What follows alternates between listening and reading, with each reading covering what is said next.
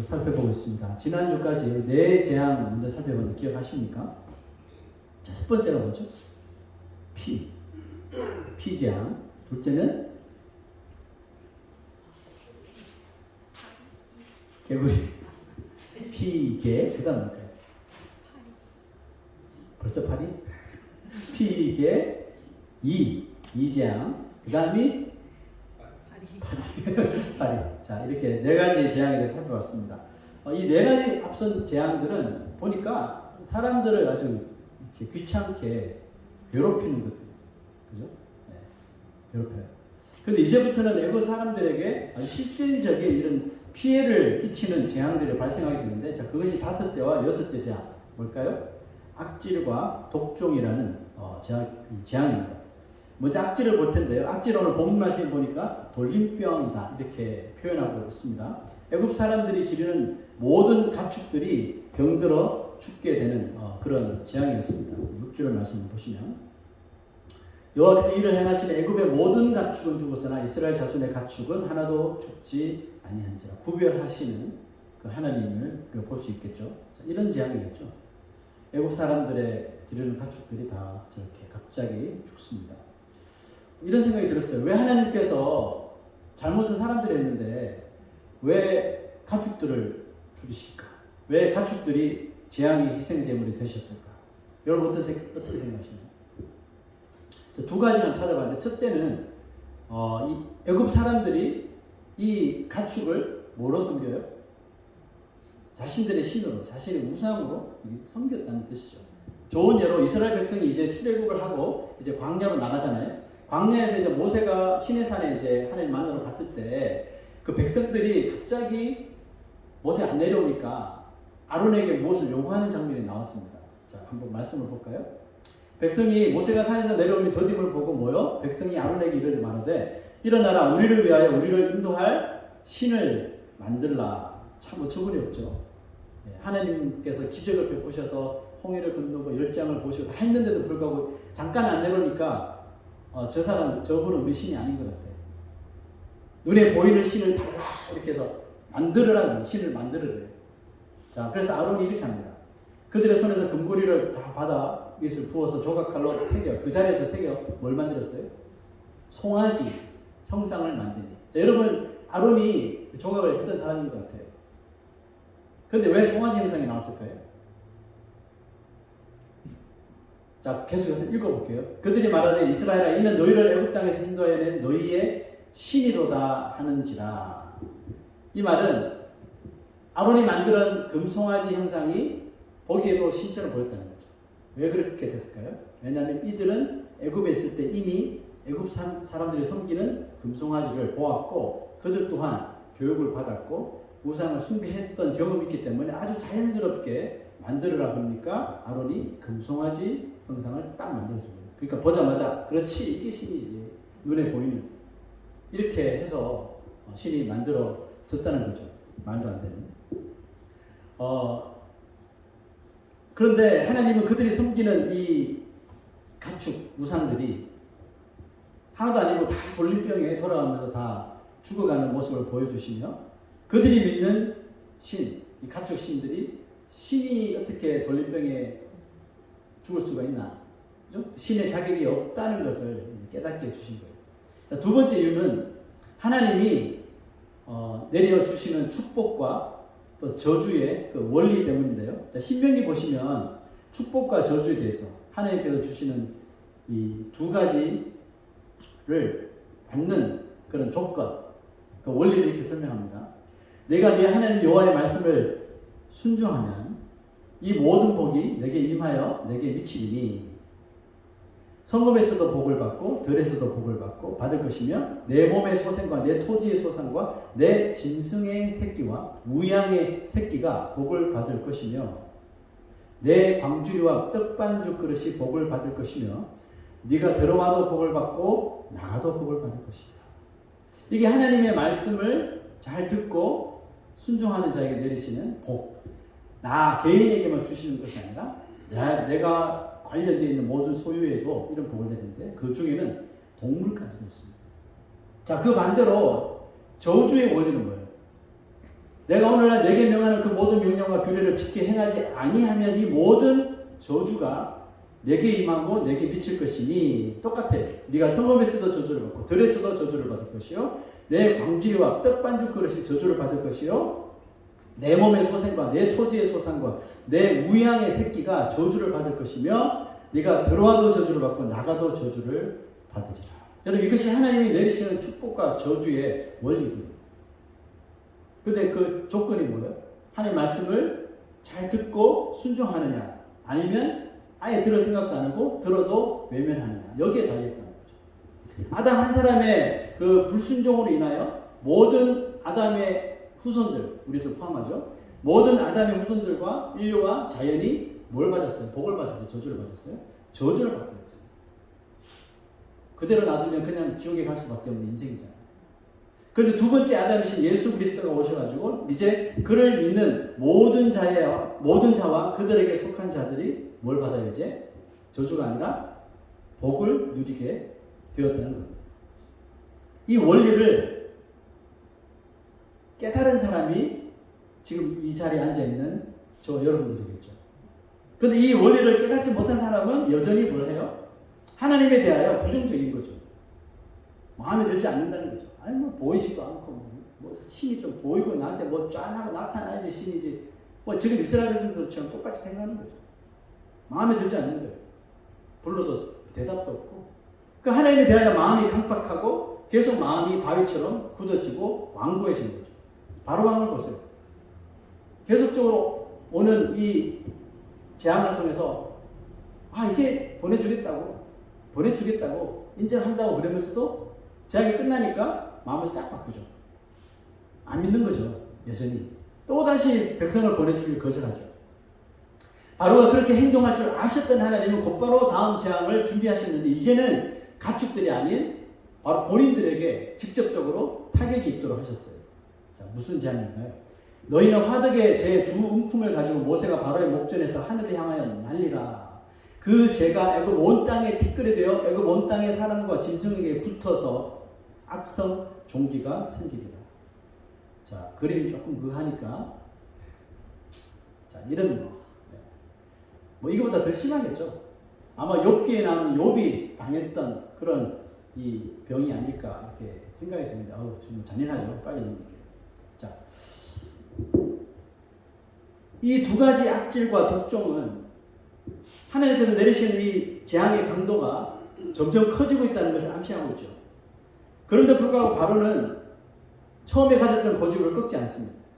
하나님의 말씀에 순종하지 않아요.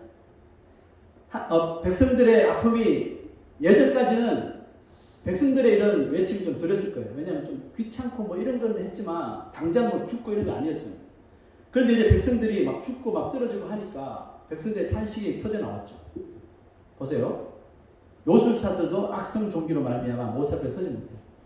바로왕도 이 독종이 생겼을까요? 당연히 생겼죠. 애굽에 있으니까. 요술사들로부터 애굽 모든 사람에게 생겼습니다. 만나는 모든 사람들마다 몸을 긁고 막. 자, 여러분, 악질과 독종 이 두 재앙의 앞 글자만 딱 따면 무슨 단어거든요? 악질, 독종 두 단어만 딱 따면 뭐예요? 악독이 되는 거죠. 한 나라의 지도자가 이렇게 악독한 마음을 품을 때가 있어요. 독재자죠. 이런 마음을 품을 때 나라는 백성들의 기도와 상관없이 나는 부패해질 수밖에 없죠. 부패해지고 망가지고 무너지는 것은 한순간이죠. 이스라엘에 총 42명의 왕이 있었습니다. 그 중에 악독한 왕들이 많았어요. 그 왕 한 사람 때문에 그 나라가 우상 숭배를 하고 부정부패를 하고 성전에서도 우상을 섬기는 그런 일을 하면서 결국은 성전이 다 무너지는 멸망을 당하죠. 그러나 다윗과 같은 또 요시야 같은 왕, 히스기야 같은 왕이 딱 섰을 때는 그 왕 한 사람 때문에 그 나라가 다시 회복되고 또 부강해지는 하나님의 보호를 받는 나라가 되더라는 것이죠. 그 악질, 독종, 여기서 악독이라는 말을 우리가 잘 생각하면 좋을 것 같아요. 하나님의 재앙은 그 수위가 점점 높아져 가고 있음에도 바로는 여전히 여호와를 인정하지 않는 것을 보면서 자, 이런 무언가 우리가 느껴지지 않습니까? 하나님 말씀 우리가 그냥 말씀대로만 보지 말고 이 말씀을 윈도우, 창을 삼아서 뭘 봐야 돼요? 세상을 봐야 돼요. 말씀을 통해서 세상을 봐야 돼요. 또 말씀이 미러, 거울이 되어서 누굴 봐야 돼요? 자기 자신을 봐야 돼요. 그럼 우리가 이 재앙 내린 것을 보면서 이 말씀을 윈도우 삼아서 세상을 한번 바라보십시오. 이 시대에도 하나님께서 죄악이 관영하고 하나님의 존재를 철저하게 무시하고 또 자기 자신만의 어떤 우상을 만들어 놓고 오직 그것을 위해 평생을 살아가고 있는 이 땅에 하나님께서 가만히 계실까요? 재앙을 내리시겠죠. 자, 그림 한번 보시죠. 쓰나미 같은 거, 산불 같은 거, 요즘 심하죠. 그 다음에 홍수, 지진, 뭐 이외에도 많습니다. 지구는 지금 이상기온으로 인해서 온갖 재난과 재해를 당하고 있는데 시간이 가면 갈수록 어떻게 돼요? 점점 강해지고 있다는 것을 모르는 사람은 아무도 없을 거예요. 원래도 벌써 이미 워닝이 떴어요. 심각한 자연재해가 생길 거라고. 무섭죠. 여러분은 이와 같은 현상을 바라보며 무슨 생각이 듭니까? 뭐 이상기온이지? 엘니뇨지? 뭐 여기서 끝납니까? 우리 믿는 사람들은 여기서 끝나면 안 돼요. 오늘 성경 말씀 보니까 재앙이 점점 강해지는데 왜 하나님께서 재앙을 내리신가? 이유가 뭐였어요? 이 세상의 신은 오직 하나님 한 분밖에 없다는 것을 깨닫도록 하시기 위해서 내리신다고 했잖아요. 우리는 이 현상들을 바라보면서 혹시 우리에게 하나님께서 주신 어떤 메시지로 들리지 않습니까? 마치 열재앙이 이렇게 진행되는 것처럼 이 이상기후가 만들어내는 재난은 점점 더 많은 사람이 숨길 수 있는, 죽을 수 있는 재앙 수준으로 분명히 치닫게 될 거라는 거죠. 왜 하나님은 이렇게 재앙의 수위를 점점 높이시는 걸까요? 하나님이 인간을 창조하신 그 원론적인 목적이 뭡니까? 하나님을 믿고 섬기고 하나님을 예배하는 것이 우리 인간을 창조하신 목적이잖아요. 또 하나님께서 만들어 놓으신 이 아름다운 자연을 잘 케어하는 거. 그 케어하기는커녕 개발의 목적으로 다 뒤집고 막 없애고 막 하잖아요. 이상기후 생긴 게 결국 그것 때문이잖아요. 하나님이 인간을 창조하신 그 원론적인 목적을 다 망각해버리고 오직 자국과 자신들의 이런 부강함과 또 이런 이익만을 추구하면서 하나님을 부인하는 그 죄인들이 이 재앙을 통해서라도 한 명이라도 더 하나님을 인정하고 이제 좀 제발 좀 인정해. 하나님을 인정하고 회개하고 돌아오시기를 원하시는 것이죠. 이 애굽 땅에 내리는 재앙이나 지금 이 땅에 내려지는 재앙이라는 똑같아요. 다를 거 뭐가 있습니까? 14절 16절 한번 볼까요? 내가 이번에는 모든 재앙을 너와 내 신하와 내 백성에게 내려 온 천하에 나와 같은 자가 없음을 네가 알게 하리라. 이제 너 제발 인정하고 제발 선포해. 세상에 선포해. 신은 하나님밖에 없어. 애굽에 있는 신들은 다 페이크이고 가짜야. 하나님만이 유일신이야. 알게 하리라. 내가 너를 세웠음은 나의 능력을 내게 보이고 내 이름이 온 천하에 전파되게 하려 하였습니다. 하나님 어떤 분이십니까? 죄인들을 공의로 다스리시기도 하지만 회개하는 자를 용서하시는 하나님이죠. 마음이 상한 자를 찾아오셔서 고치시는 분이십니다. 피조물인 인간이 창조주를 그래서 기억할 때 그곳에는 뭐가 있을까요? 두 가지가 있어요. 용서와 치유함이 있습니다. 그러나 교만함과 불의로 인하여 얼굴을 하나님께로부터 외면하고 얼굴을 세상으로 돌린다면 결국은 그곳에는 그 다음 단계의 재앙이 다다를 수밖에 없겠죠. 17절 18절 봅시다. 네가 여전히 내 백성 앞에 교만하여 그들을 보내지 아니하느냐. 내일 이맘때면 내가 무거운 우박을 내리니 애굽 나라가 세워진 그날부터 지금까지 그와 같은 일이 없었더라. 보세요. 지금 일어나는 이 자연재해, 재난 보세요. 계속 뉴 레코드를 만들어. 이런 게 없었어. 이런 홍수가 없었어. 이런 산불이 없었어. 이런 지진이 없었어. 다 계속 뉴 레코드를 갈아치우잖아요. 우리 이런 것을 보면서 이 말씀과 연관을 시켜야 됩니다. 애굽 나라가 세워진 그날부터 지금까지 그와 같은 일이 없었더라. 계속해서 새로운 것들을 지금 만들어내시면서 깨닫도록 하시는 거죠. 이것이 7번째 재앙 우박인데요. 하나님은 우박 재앙을 내리시기 전에 이전까지 보지 못한 특별한 어떤 조치를 이번에는 취하시는 것을 볼 수 있어요. 19절. 네, 이게 이제 우박.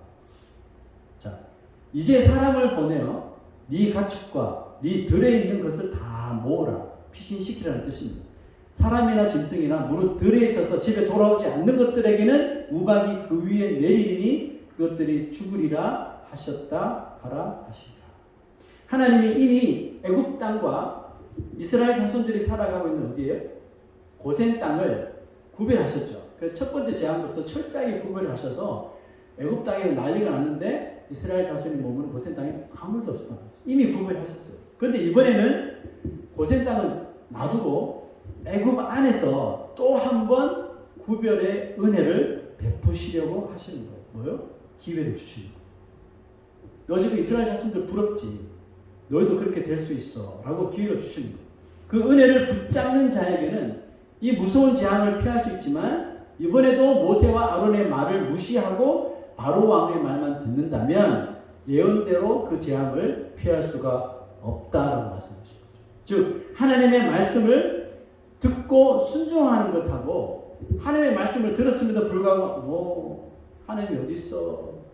우리가 최고지 하고 무시하는 것이 과연 어떤 차이를 만들어내는지 보여주시려고 하신 거예요. 그래서 미리 통보를 하시는 거예요. 과연 애굽 사람들 가운데 드디어 하나님을 인정하는 사람들이 생겨났을까요? 자, 말씀을 한번 보시죠. 20에서 21절. 바로의 신하 중에, 멀리 갈 필요도 없어요. 바로의 신하 중에 여호와의 말씀을 두려워하는 자들이 생겼어요. 그들은 종들과 가축을 집으로 피하여 들였습니다. 여호와의 말씀을 마음에 두지 않는 사람은 어떻게 됐어요? 그의 종들과 가축을 들에 그대로 두었다. 하나님의 명령대로 우박은 쉴 새 없이 애굽 땅에만 떨어졌으며 하나님의 말씀을 두려워한 애굽 사람들은 이번 재앙만큼은 피할 수가 있었어요. 하지만 여전히 바로왕처럼 목이 뻣뻣했던 사람들은 우박에 집중 포화를 맞고 그나마 남았던 가축들과 밭의 모든 농작물들이 파괴됩니다. 자, 그림 여기서 나왔어야 되는데 빨리 나왔어요. 그죠?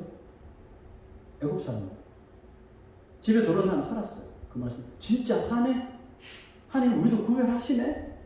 근데 밖에 막 죽어가는 사람도 있잖아요. 아, 이거 정말 너무나도 종이 한 장 차이인데 살고 죽고 이런 일들이 벌어지더라는 겁니다. 이런 생각이 들었어요. 7번째 재앙에서 드디어 하나님의 말씀을 믿고 순종했던 애굽 사람들이 그 다음 재앙에도 순종했을까 합니다. 여러분 어떻게 생각하세요? 계속 순종했을까요? 안 했을까요? 두 분인데도 답이 다르게 나오죠. 순종한 사람도 있고 순종하지 않는 사람도 분명히 있겠죠.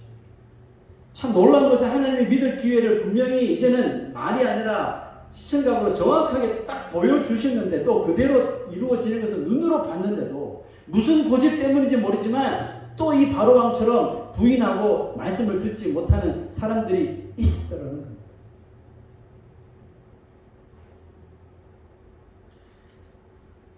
이런 글을 읽었는데 참 재밌더라고요. 우리 얼굴이 참 우리 몸에서 중요한 부분이잖아요. 그 얼굴에 여러 가지 신체 기관들이 있는데 참 흥미로운 것은 뭐냐 하면 눈은 보는 역할을 하잖아요. 그런데 보는 건 뭡니까? 눈이? 보기도 하지만 눈에서 뭐가 나와요? 광채가 나와요. 레이저를 막 쏘기도 하지만 눈물이 나죠. 보기도 하지만 슬플 때는 눈물이 흐르는, 뭐 기뻐도 눈물 나지만 이런 두 가지 펑션이 있어요. 코는요. 코는 주로 숨을 쉬는 기관이죠. 하지만 또 뭘 해요? 김한철은 냄새 맡는 게 축복인 거 아시죠? 음식 냄새를 맡을 수 있는 게 축복인 거 아시죠? 예. 냄새 맡는 펑션도 가지고 있어요. 입은요. 입은 먹고 마시는 일도 하지만 또 뭘 해요? 열심히 터킹 말도 하지만 또 뭐가 있어요? 코가 막혔을 때는 입으로 숨도 쉬죠. 세 가지의 펑션을 가지고 있어요. 근데 유일하게 펑션이 한 가지밖에 없는 신체 기관이 있어요. 뭐예요? 얼굴에서. 귀. 귀는 양옆에 두 개나 달아져 있는데 펑션 하나밖에 없어요. 귀는 오직 한 가지 일만 해요. 듣는 것.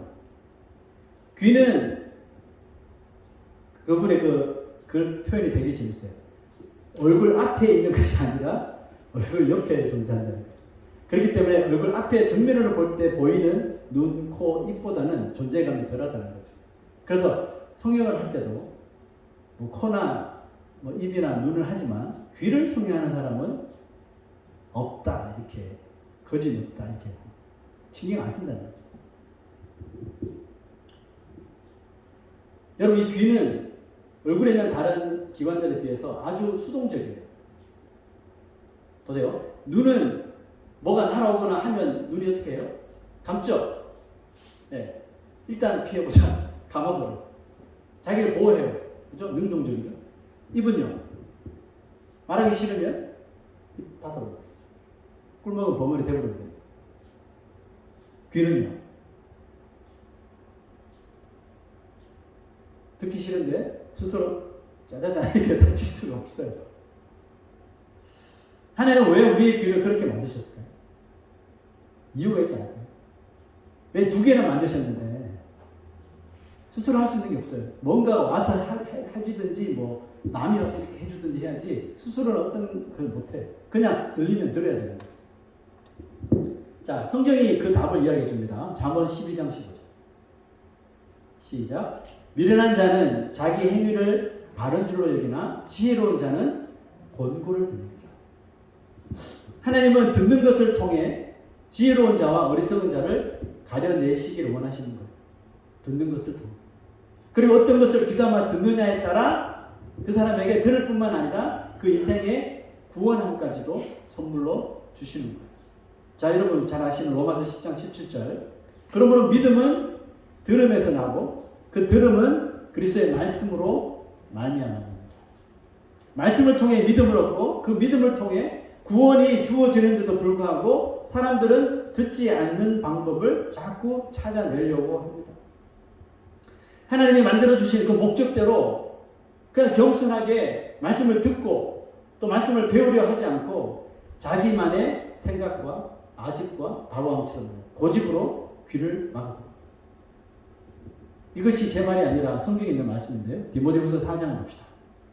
시작. 때가 이르리니 사람이 바른 교훈을 받지 아니하며 귀가 가려워서 자기의 사욕을 따를 스승을 많이 두고 또 그 귀를 진리에서 돌이켜 허탄한 이야기를 따르리라. 표현이 참 재미나죠. 귀가 가려워서 자기의 소욕을 따를 스승을 많이 둔대요. 여러분 우리가 귀를 긁을 때 되게 언제 긁습니까? 누가 내 얘기 누가 내 욕하는 거야? 뭐 이러면서 하거든요. 귀를 긁죠. 아니면 그 말이 좀 별로 듣기 싫고 심상치 않을 때 되게 귀에 손이 갑니다.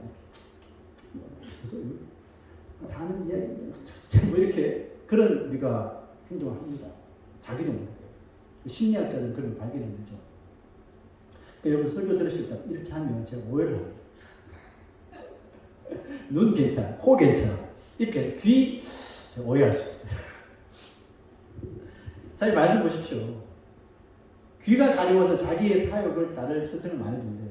바른 교훈, 하나님의 말씀이 들릴 때 바로 왕처럼 아유 또 지긋지긋해. 뭐 좀 있으면 재앙 끝나겠지 뭐 이렇게 나가는 거죠. 왠지 내 얘기 같은데 그러면서 짜증을 내요. 그런데 그런 하나님의 말씀 바른 교훈을 받을 때 하나님께서는 좀 마음에 찔리라고 주는 거잖아요. 여러분 우리 말씀을 들을 때 마음에 막 찔려야 됩니다. 아 오늘 설교 너무 좋았어요. 찔린 게 하나도 없어. 설교 잘못 들은 거예요. 내가 설교를 잘못했든지 여러분들 듣기 좋은 말만 하려고 그랬든지 두 가지 중에 하나예요. 그 말씀 원래 다 찌르는 거거든요. 신구약 성경이 다 찌르는 말씀이에요. 영원히 지옥 갈 수밖에 없는 인생을 살려내는 말씀인데 부드러운 말씀이 여러분 어디 있어요? 입에는 송이처럼 달지만 속에서는 쓰린 게 이런 말씀이에요. 쓰려야 돼요. 말씀을 듣고. 그래야지 좀 변화시키죠. 그래야지 좀 샤킹을 받고 좀 충격을 받고 내가 그런 사람이었구나 하고 조금이라도 삶을 바꿔보려고 하죠. 그냥 아주 막 부드럽고 아주 듣기 좋고 막 유쾌하고 이런 말씀만 들으면요. 그 사람 변화되지 않습니다. 그런 말만 계속 듣고 싶어. 이 보세요. 귀가 가려서 자기의 사욕을 따를 스승을 많이 둔데 그런 것만 찾아다니는 거예요. 자기 귀에 듣기 좋은 말씀만 골라서 쇼핑을 하게 된다는 거죠. 믿음 생활 중에 가장 좋지 않은 습관이 있다면 하나님의 말씀을 편식하는 것.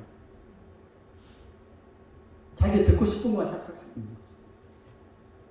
오늘 교회 갔더니 목사가 막 진짜 막 짜증나는 말을 많이 해가지고 다른 목사 평상시에 아주 유머스럽고 아주 엔돌핀을 돌게 하는 목사 설교 드려야지. 아주 막 깔깔깔깔 웃고 그렇지 이게 설교지 막.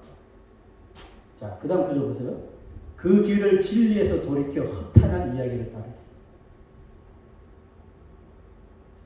아무것도 건질 게 없어요. 변화되지 못하는 그 말씀 있어야만 한다는 거예요. 귀가 열려있음에도 자신을 찌르는 말씀은 다 그냥 슉 흘러보내버리고 나를 좀 기분 좋게 만드는 말씀 나 들으라고 하는 소리네 하고 어깨가 펴지는 그런 말씀 그런 말씀은 자신을 진리에서 떠나게 만드는 일을 초래한다는 거예요. 아모스 8장 11절에 이런 말씀이 있습니다. 시작. 주 여호와의 말씀이니라. 보라 날이 이를지라 내가 기근을 땅에 보내리니 양식이 없어 주림이 아니며 물이 없어 가람이 아니요 여호와의 말씀을 듣지 못한 기간이라. 이 말씀은 마지막 때에 사람들은 먹을 것이 없어서 배고픈 것도 아니고 물이 없어서 목마른 것도 아니고 하나님의 말씀을 있음에도 불구하고 이것을 듣지 못해서 듣지 못하는 굶주림과 기갈에 빠지겠다는 뜻입니다. 여러분 이 말씀이 정확하게 지금 이 시대 이 땅의 모습 아니에요? 뭐 세상에 세상 볼 거 있어요? 세상은 여전히 하나님을 무시하니까 당연히 말씀 안 듣죠. 그걸 보고 막 이렇게 할 필요 없어요. 교회를 보라고요. 교회 안에 있는 신자라고 말하는 사람들을 보라고. 정말 하나님의 말씀을 듣고 하나님의 말씀이 양식이 되고 흐르는 강과 같은 은혜가 되고 이런 사람이 만나요? 아니면 그 말씀을 듣지 못해서 매일 정말 죽겠다 하는 사람이 많습니까? 이 땅이 지금 기갈이라니까요. 하나님의 말씀을 올바로 듣지 못한 기갈 현상이 지금 마지막 이 시대라는 뜻이에요. 이 무서운 기갈에 여러분 빠져있는 무리에 속하지 않기를 정말 부탁드립니다. 그 무리에서 나오셔야 돼요. 나와서 정말 이 하나님의 말씀 다 하나가 이 사람을 위한 말이 아니고 나를 위한 말씀을 하거든요. 나를 위한 창세기, 나를 위한 출애굽기, 나를 위한 레위기, 나를 위한 마가복음, 나를 위한 계시록으로 받으셔야 돼요. 그럼 여러분은 축복의 그 원리를 받아 정말 하나님께서 베푸시는 하늘의 복을 누릴 줄로 믿습니다. 예수님은 들을 귀 있는 자들은 들을지어다. 우리가 신약 성경 보다 보면 예수님께 계속 하시는 말씀. 들을 귀 있는 자는 들으라 제발. 귀가 있는데 왜 못 듣니? 이런 말을 자꾸 하시잖아요. 하나님의 말씀을 듣는 자에게 우리 인생에 은혜의 피난처가 생긴다는 사실을 잊지 마십시오. 아까 애굽인들에게 하나님께서 구별의 은혜를 주셨잖아요. 하나님 말씀을 잘 들으면 피난처가 생긴단 말이에요. 그죠? 우리도 마찬가지예요. 하나님의 말씀을 듣는 자에게 우리 인생에 은혜의 피난처가 하나님께서 피난처를 마련해 주시고 우리 찬양했잖아요. 주는 나의 산성, 주는 나의 요새, 마귀가 넘볼 수 없는 my fortress, 그죠? 세상에 넘볼 수 없는 정말 이 단단한 요새, 또 나의 소망, 나의 힘이 되신 여호와. 이런 피난처의 은혜와 구별의 복이 여러분 우리에게 주어짐을 믿으시기 부탁합니다. 하나님이 잘 들으라고 주신 이 두 귀를 통해 생명의 말씀, 진리의 말씀을 날마다 경청하여서 내 고집과 내 경험과 내 뜻대로 내 판단대로 하기보다 이 귀에 하나님 말씀이 잘 들려져서 나는 싹 빠지고 하나님 말씀대로 조금이라도 더 행동하고 순종하여서 하나님 예배하여 주신 하나님 나라의 귀한 복을 다 누릴 수 있는 저와 여러분 되시길 축원합니다. 우리 다 같이 일어나셔서 주님 말씀하시면 우리 찬송하겠습니다.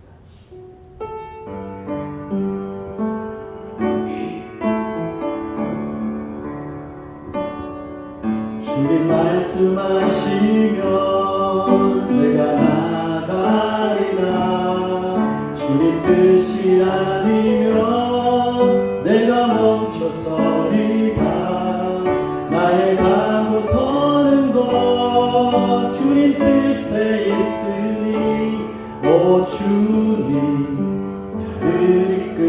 다시 한번 더 주님 말씀하시면 주님 말씀하시면 내가 나가리다.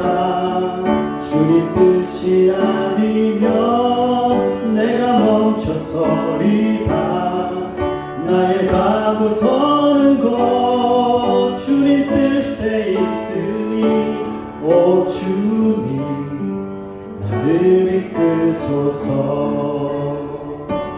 뜻하신 그곳에 나 있기 원합니다. 이끄시는 대로 순종하며 살리니 연약한 내 영혼 통하여 일하소서. 주님 나라와 그 뜻을 위하여 뜻하신 그곳에 뜻하신 그곳에 나 있기 원합니다. 이끄시는 대로 순종하며 살리니 연약한 내 영혼 통하여 일하소서. 주님 나라와 그 뜻을 위하여 오 주님 나를 이끌소서. 우리 한번 기도하겠습니다. 오늘 이 찬양처럼 주님 나를 이끌어 주옵소서. 주의 말씀으로 나를 이끌어 주시옵소서.